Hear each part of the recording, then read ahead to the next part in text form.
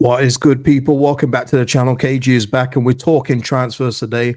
It's going to be very packed today. There's a lot of names, a lot of links, a lot of things going on, but people, we're here to discuss it all. And we have a new signing in the building. Going to be very interested to talk about the verbiage used in the Leeds United welcome for Manor Solomon, but we're going to speak about that as well in the show. Before I do that, please, people, hit a like on the video, subscribe to the channel, and of course, drop your comments below. Thank you to Agi Todorov, I hope I've said that right, who's become a member of the channel. Shout out to you and all the existing members. Membership link is in the description, or of course is next to the subscribe button called join. Now listen, I have now got new internet, so this stream right here is a test for the new broadband where I don't have to fiddle around with stuff. So hopefully this all goes swell, because this is a real good connection, right? And I don't have to faff around with anything. But yeah, we're gonna see how it goes. And you guys right now are my test subjects, and this is a test stream, but with some serious stuff, some serious stuff. Chris in the house saying Solomon is a good deal if he's not the only one. Sallai needs to be next, and Hamer is the cherry on top. Well, look, we got a lot to discuss, Chris. There's even a new one that's come through for a long time rumored target. So listen, let's get into it. Let's get into it straight away, because we got a lot to discuss. Obviously, Leeds United complete loan deal for Manor Solomon, and it looks like the delay with this one was Ajax coming in at the last minute. But Manor Solomon, from all the reports, whether it was Fabrizio or anyone else, was basically saying that he wants to stay in England. So even when the Ajax interest came through, even though Ajax were a pretty big club, bit of a transitional period for that club right now, he wanted to stay in the UK. So I wouldn't have had any, unless it was an unreal team that came in for him, like one in the Champions League and, top dogs, maybe there would have been a chance. But he did make it clear he wants to stay in England, and this is a perfect move for him. Now, look, I'm not going to go into everything he said. It was his signing thing was very, just the usual thing. It's a big club, want to play for the fans, and there's one aim together, which is promotion, of course. There wasn't really a lot else to it, but he seems to be very happy to be here. And one other thing as well, with Ajax coming in, at least we know that he's desperate to make an impact here, more so for the club, but more so for himself. He made it clear that he wants to play at the top level, and he sees this as a vehicle to do so. And look, people keep saying about it's Tottenham giving us a player to get him fit again, but it could be beneficial for both, because we know that when he's in full flight, if he gets to that level back when he was at Fulham, then we have got a very, very good player on our hands at the football club. And quite frankly as well, he's passed the medicals. It doesn't mean that he's not going to get injured, people, but if there was any underlying concerns, the medical team would have put a kibosh on the whole deal, and we wouldn't be signing him. And plus, he's being paid a pretty good penny for being here on loan. He's taken up a lot of the wages. So look, it's going to be interesting to see where he fits. Right now, the way I see it, and I'm not doing any Nonto talk, people, I have not seen one credible link to say Nonto's leaving, so I'm not going to even entertain that.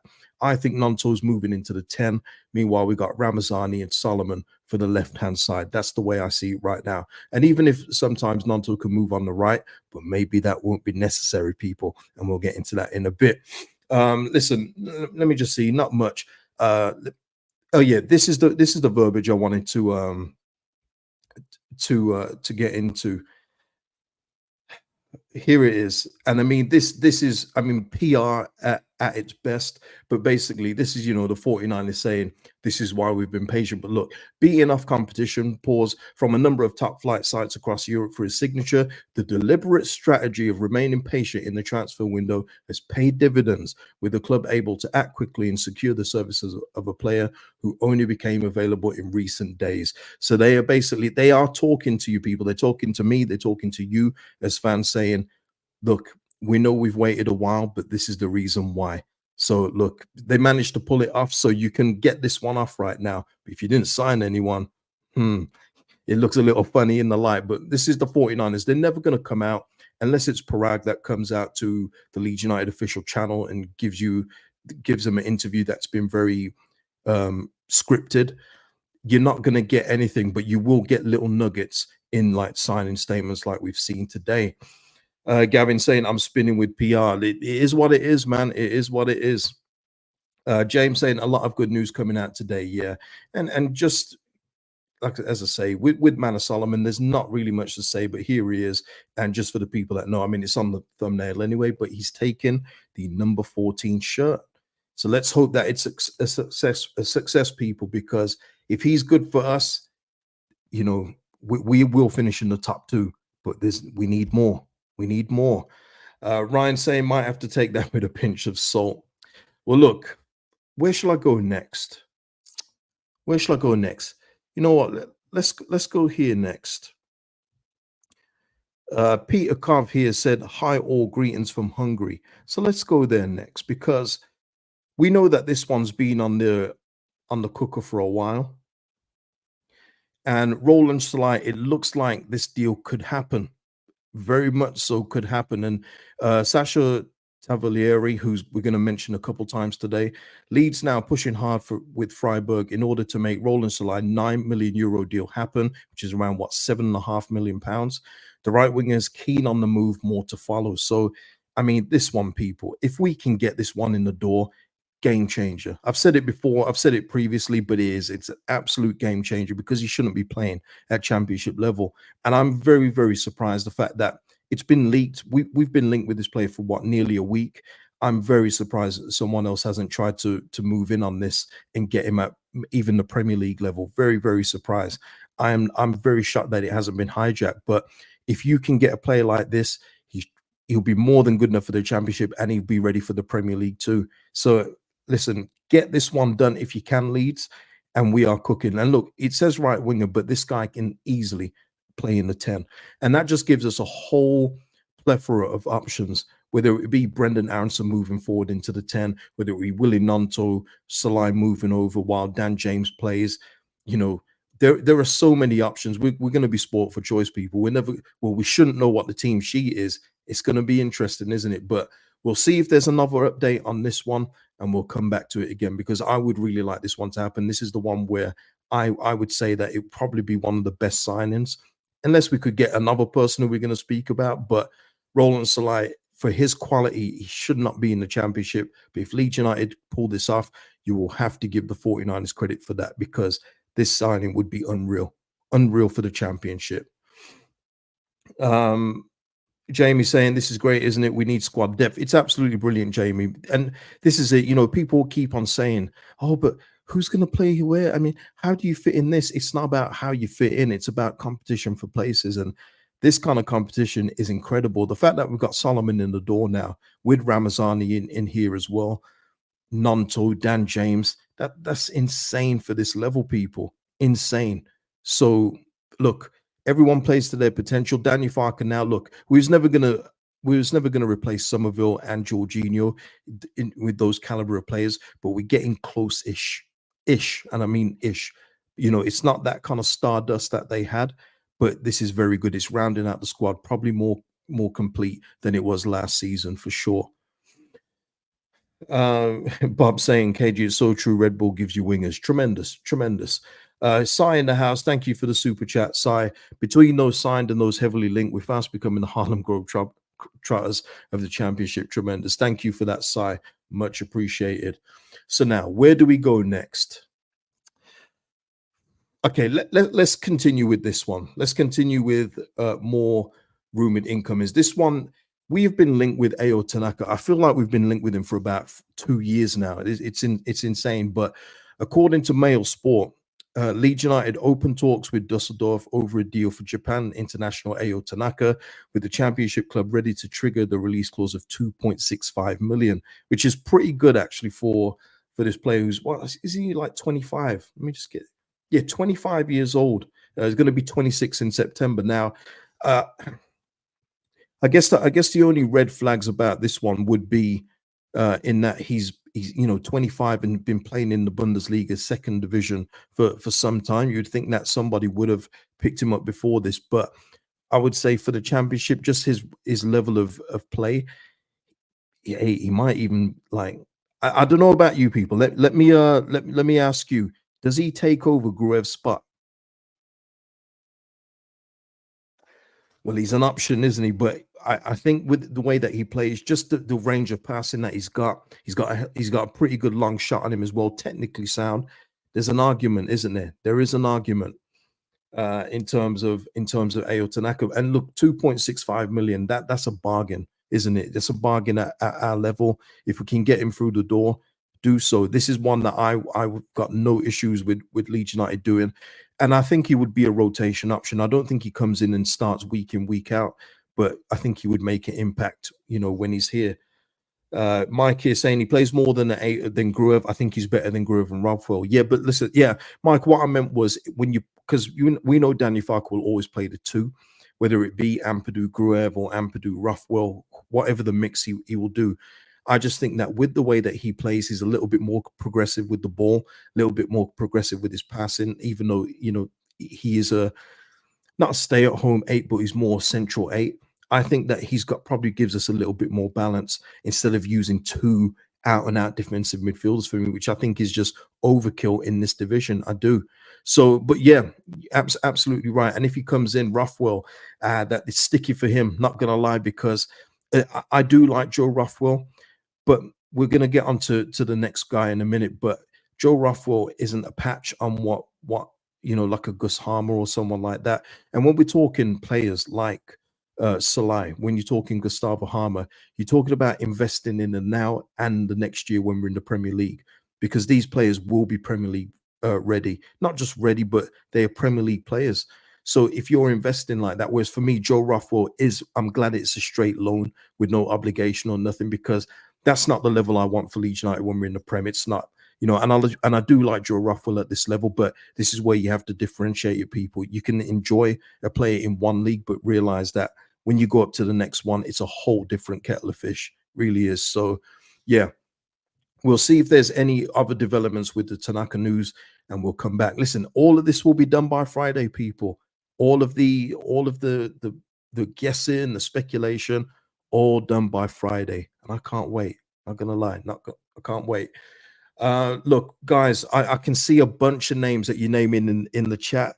I'm sorry, but until they come from more credible sources, I'm not going to bring them up here. There's plenty of other channels that will give you all of that. I'm not going to do that here, to my detriment. And I fully acknowledge that, to my detriment. I know it will hype everyone up talking about players that have been linked by Joe Schmo from Twitter, but I can't do it, people.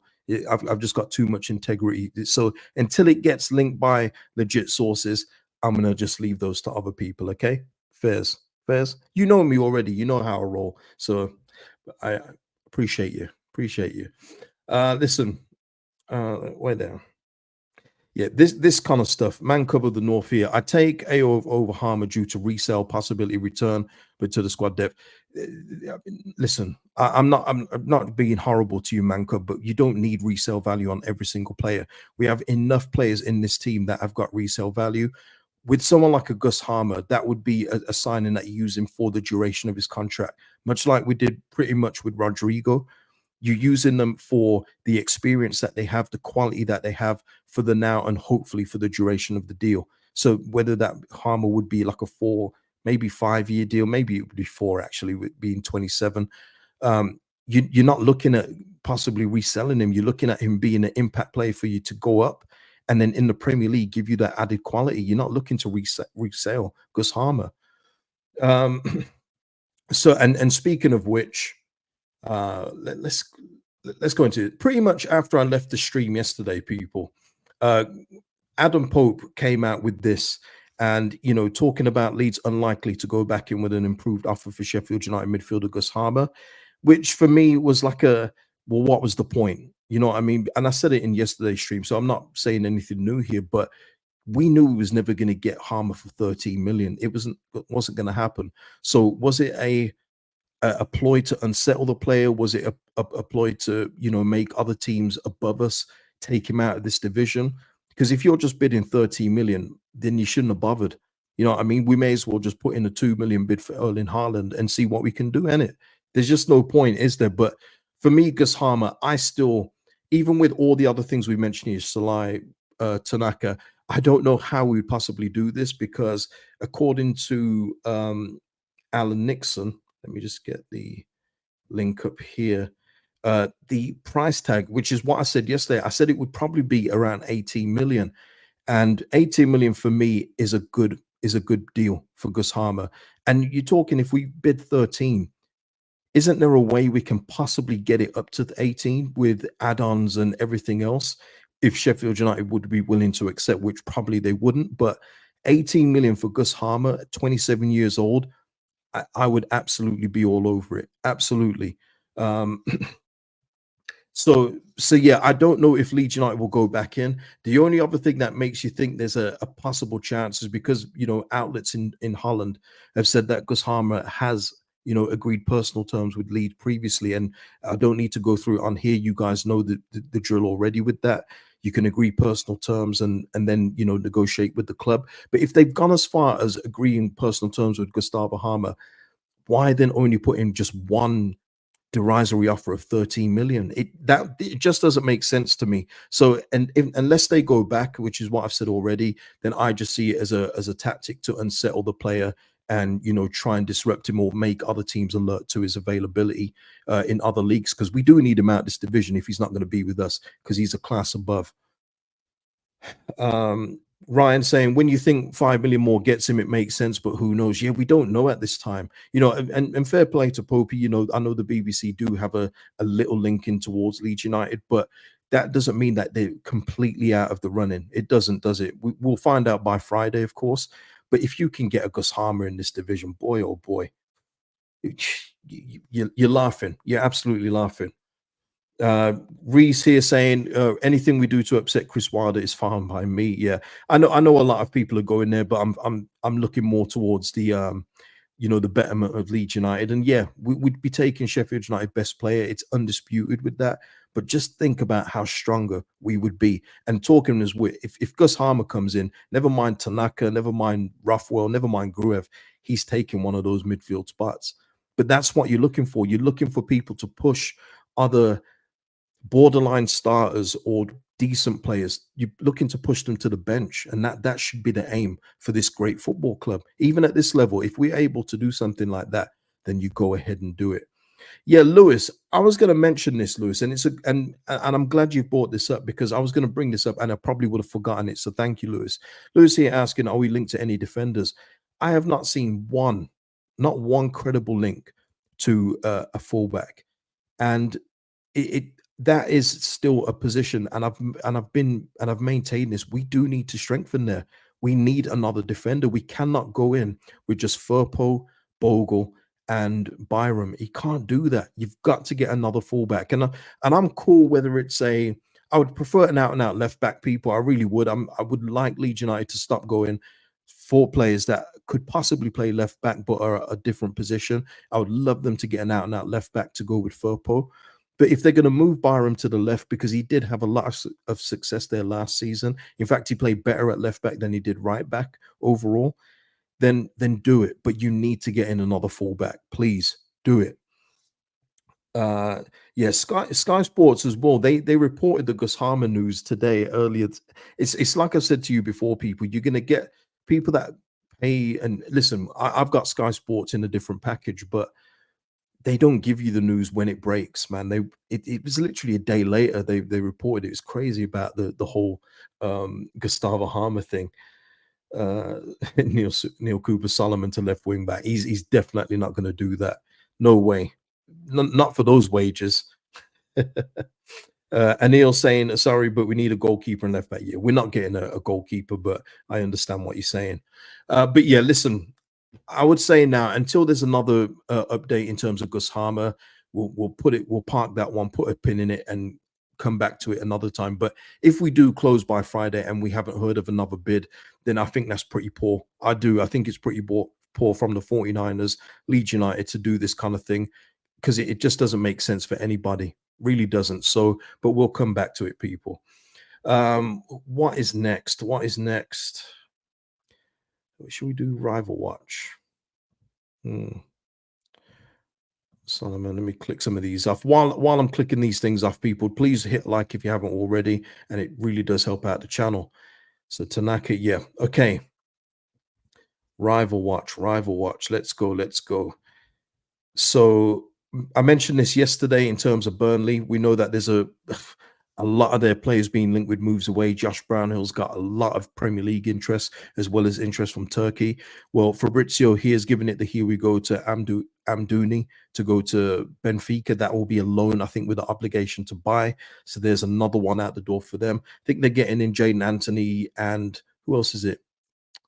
Who's it? Sarmiento. I think that's happening tomorrow. So look out for that. But they are losing quality themselves. And another one who looks like he's pushing for a move out of Burnley. Ooh, Kelly Osho. It looks like Wolverhampton Wanderers want to put in a bid for him. Player wants to move, but Burnley are trying to make it difficult for him not to move, which I always say, people, doesn't matter who it is, you can't keep an unhappy player, man. It never works out. Never works out, man. So look, we'll see what else happens with this one, but Wolves are looking to get this move done. The player wants to move, but it's about if the clubs can come to an agreement. And that's where I go back with Hamer. If that one is to happen, Hamer needs to shake the trees a little. Tell Sheffield United I like the move to Leeds, and hopefully we can get the ball rolling. But listen, that's just me. That's just me. Yeah, Hannibal's going there too. I think that one's done already, isn't it? But yeah, you're just seeing a lot of things with Burnley, with a bit very unsettled, but you know, they're still getting results kind of. I know they lost their last game, but we shall see what they do going forward. But listen, we need to take care of ourselves in house. I like what we're doing, but we still need to get a couple more done. And I think that is it, people. I think that is it. Let's have a look. Earthmel, who would you play alongside Harmer if we pinch him from Sheffield United? Ampadu, but I wouldn't put Harmer in the double pivot. I'd move him up. So it would be much like Ampadu being the sub, because for me, I honestly, I think double pivot in this division, playing two defensive midfielders is overkill. But if you put Ampadu there, Harmer just above him in the 8, then you've got whoever in the 10, Nonto. Boy, oh my Lord. I'd be looking, that's incredible, as Pep would say. It's incredible. But yeah, I would absolutely do that. Look at that. Ampadu, Harmer, Nonto down the spine. Oh my God. But listen, that's dreaming. We're dreaming still. We're dreaming. Let's see if we go back in for a bid. Yeah. Let's see if we go back in for a bid. But look, I think that is it. Is there anything else? That is it for now. That is it for now, people. Listen, packed show. I've put a lot in for the 20 minutes, and the broadband's been fine. Absolutely fine, isn't it? Eh? Listen, people, put your comments below of anything discussed today. Subscribe to the channel, and I'll see you in the next update, people. Peace out.